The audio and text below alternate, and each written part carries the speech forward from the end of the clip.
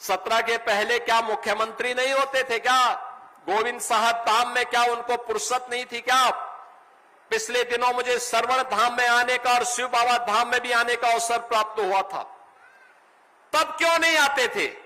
क्योंकि 17 के पहले मुख्यमंत्री को कहां फुर्सत थी। वो नोएडा नहीं जाते थे, लगता था कुर्सी खिसक जाएगी। 17 में जब मैं मुख्यमंत्री बना, मैं स्वयं वहां का कार्यक्रम बनाया तो मुझे भी ये बताया जा रहा था कि वहां जाने से कुर्सी खिसकती है। हमने कहा जो कुर्सी कल जानी वो आज चली जाए ठीक है, लेकिन जनता के लिए आए हैं, जनता की सुनवाई करेंगे। और पहले ये लोग डरते थे हम वहां इसलिए नहीं जाएंगे क्योंकि कुर्सी चली जाएगी, तो जनता ने कुर्सी हमेशा के लिए विदा भी कर दी है उनसे। बहनों और भाइयों, ये लोग 12 बजे सो करके उठने वाले लोग हैं।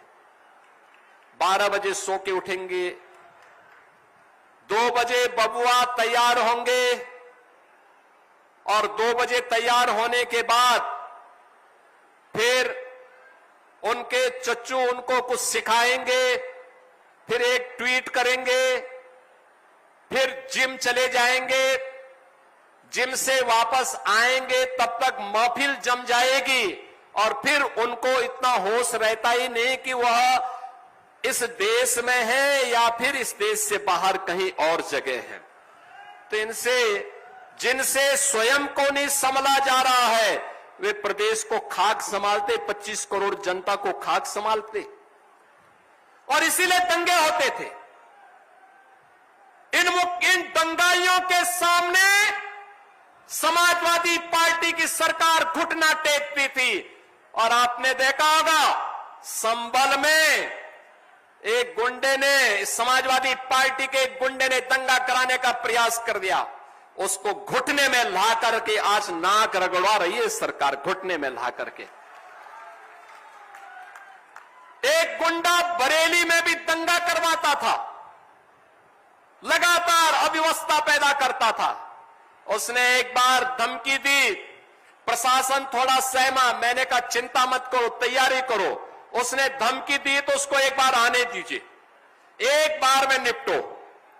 और आप देख रहे होंगे कि मौलाना जेल में आज कष्ट उठा करके नाक रगड़ रहा है, कह रहा साहब बकस दो, एक बार जान बकस दो, आगे से गलती नहीं करेंगे, दंगा नहीं करेंगे।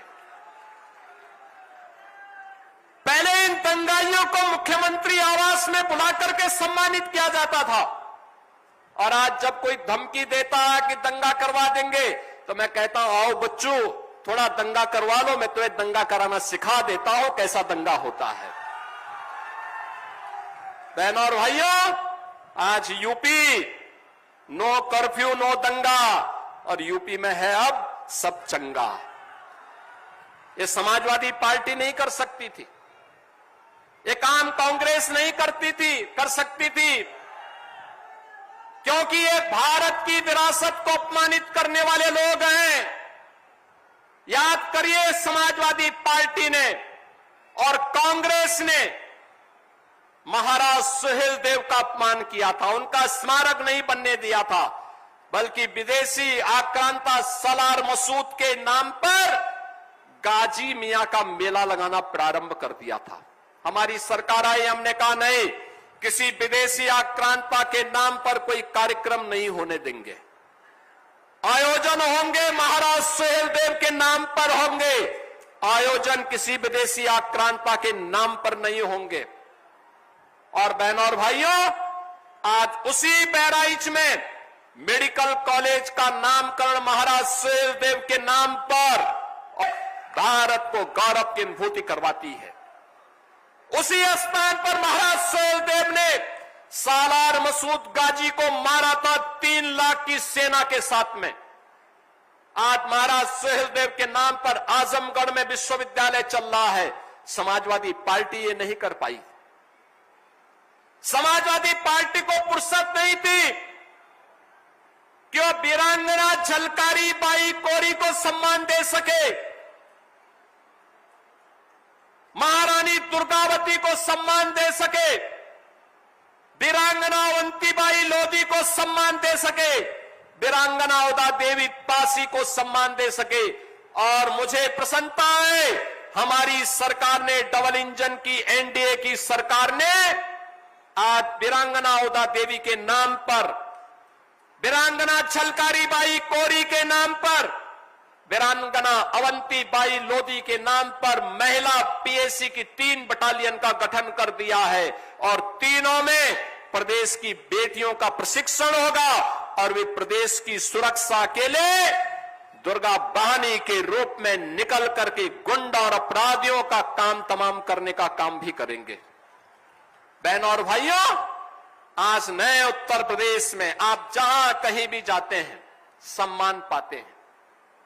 आज से 9 वर्ष पहले ये नहीं होता था। 9 वर्ष पहले आप कहीं जाते थे सम्मान के लिए तरसते थे। लोग सोचते थे कहां से, यूपी के नाम से तो लोग कांपते थे, देख करके ही भागते थे। अगर कोई आपके नजदीक बैठता था, आपके अंबेडकर नगर जनपद का या यूपी का नाम सुनता था, 10 कदम पीछे हटता था। आज ऐसा नहीं है। अब तो यूपी का नाम कोई लेगा तो 10 कदम दूर बैठा होगा तो आपके पास आकर के आपको गले मिलने के लिए उतावला होगा। आज ये पहचान बदली है। सामने वाले के चेहरे की चमक बताती है यूपी के नाम पर। आज वो भी गौरव की अनुभूति कर रहा है।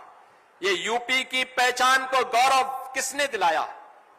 प्रधानमंत्री मोदी जी के नेतृत्व में काशी में काशी विश्वनाथ धाम, अयोध्या में एक बार भगवान श्री राम की पावन जन्मस्थली पर भगवान श्री राम का भव्य मंदिर के निर्माण के साथ ही आज की नई अयोध्या जिस वैभव के साथ जानी जा रही है। आज आप प्रयागराज में जाते होंगे, बदले हुए प्रयागराज को देखते होंगे। मां विंध्यवासिनी धाम में जाएंगे, मां विंध्यवासिनी के पावन धाम को आप बदलते स्वरूप में देख रहे होंगे। नैमिषारण्य में आप जाएंगे, नया नैमिषारण्य नजर आता है। और मथुरा वृंदावन फिर से एक बार हमें द्वापर की याद को ताजा कर लेता है। कृष्ण कन्हैया की याद को हमारे सामने फिर से प्रस्तुत कर दे रही है। बहनों और भाइयों, यही तो कांग्रेस और समाजवादी पार्टी को खटक रहा है। अयोध्या को सम्मान कैसे मिल गया? अयोध्या को सम्मान कैसे मिल गया? यही उनकी समस्या है। क्योंकि समाजवादी पार्टी ने राम भक्तों पर गोलियां चलाई थी और कांग्रेस ने कहा था कि राम हुए ही नहीं, राम के अस्तित्व पर प्रश्न खड़ा करने का प्रयास किया था कांग्रेस ने। लेकिन बहनों और भाइयों, अब कोई राम के अस्तित्व पर प्रश्न नहीं खड़ा कर सकता। भगवान राम का दुनिया का सबसे बड़ा मंदिर आज अयोध्या धाम में बन गया है और लाखों श्रद्धालु अयोध्या धाम में आकर के प्रभु के प्रति अपनी आस्था को व्यक्त कर रहे हैं। बहनों और भाइयों, विकास और विरासत की यात्रा हम सबके गौरव को आगे बढ़ा रही है और गौरव की इसी व्यवस्था को आगे बढ़ाने के लिए आज अंबेडकर नगर जनपद में मुझे आने का अवसर प्राप्त हुआ है। मैं अपने युवाओं से कहूंगा, आप चिंता मत करिए। आपके लिए हमारी सरकार ने तय किया है, आपकी स्किलिंग के लिए, आपके एम्प्लॉयमेंट के लिए, आपकी अच्छी शिक्षा के लिए और आपको हर जगह सम्मान मिले, इसके लिए मॉडर्न टेक्नोलॉजी के साथ यूपी के युवाओं को जोड़ने के लिए प्रतियोगी परीक्षाओं में यूपी का नौजवान अग्रणी भूमिका के साथ आगे बढ़े, इसके लिए अभ्युदय कोचिंग की व्यवस्था हमने बढ़ाई है, इसका विस्तार। और इसके लिए बहुत शीघ्र उत्तर प्रदेश सरकार एक युवा नीति के साथ आने जा रही है। युवा ही नेतृत्व करेगा और युवा ही अपनी शिक्षा के लिए, अपने स्वास्थ्य के लिए, अपनी स्किलिंग के लिए, अपने एम्प्लॉयमेंट के लिए हर जगह काम करेगा। लोह पुरुष सरदार वल्लभ भाई पटेल के नाम पर हर जिले के अंदर एक एम्प्लॉयमेंट जोन हम बनाएंगे, जिसमें युवा के स्किलिंग के साथ साथ उसके एम्प्लॉयमेंट की भी व्यवस्था होगी और लगातार सरकार इसके लिए कार्य कर रही है। पहली बार हुआ है जब निषाद राज गुहा को सम्मान मिला है। श्रृंगवेरपुर में आप जाएंगे, भगवान राम और निषाद राज गुहा की गले मिलते हुए भव्य प्रतिमा आज त्रेता युग का स्मरण हम सबको कराता है। यह हमारी विरासत है और उसी विरासत का स्मरण कराने के लिए आज मुझे राष्ट्रीय हथकरघा दिवस में अंबेडकर नगर आने का अवसर प्राप्त हुआ है। हमारे जनप्रतिनिधियों ने जो मुद्दे मेरे सामने रखे हैं, सरकार इन पर कार्य करेगी।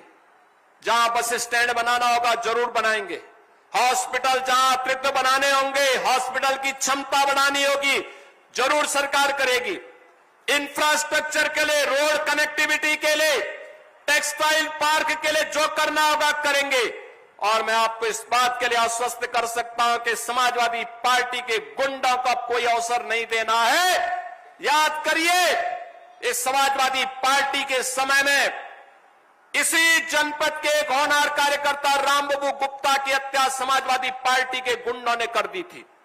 तब भी मैं यहां अंबेडकर नगर में आया था और आज मैं आप सबसे कहने के लिए आया हूं, अब इन गुंडों के साथ सरकार जिस शक्ति से निपट रही है, उसने हर बच्चे के भविष्य को उज्जवल किया है, हर बहन और हर बेटी को सम्मान दिया है, हर व्यापारी को सुरक्षा प्रदान की है, हर अन्नदाता किसान के चेहरे पर खुशहाली लाई है, हर कारीगर और सम्मान के साथ अपनी कारीगरी और अपनी हस्तशिल्प के वैभव को वैश्विक पटल पर ले जा सकता है।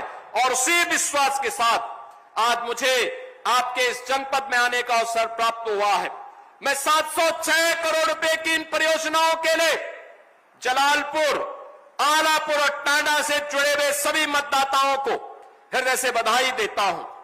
यहां के जलालपुर के हमारे विधायक हैं श्री राकेश पांडे जी, अस्वस्थ हैं, आना चाहते थे, आ नहीं पाए हैं। उनके पुत्र रितेश पांडे जी यहां पर उपस्थित हुए थे, लेकिन बहन और भाइयों, अन्य विधानसभाओं में वहां के विधायकों को विकास में रुचि नहीं है। विकास के लिए मेरे पास या तो रितेश पांडे आते हैं